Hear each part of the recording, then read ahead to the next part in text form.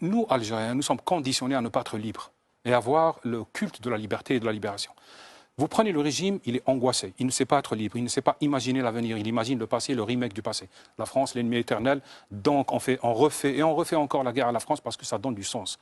On est dans une sorte de guerre de libération imaginaire qui dure depuis 60 ans. Vous prenez les opposants à ce régime-là, ils se revendiquent tous des fondateurs du FLN. Ils veulent tous rejouer le récit national. Et pourquoi? Parce qu'ils n'arrivent pas à imaginer l'avenir ni à être libres dans leur propre imaginaire.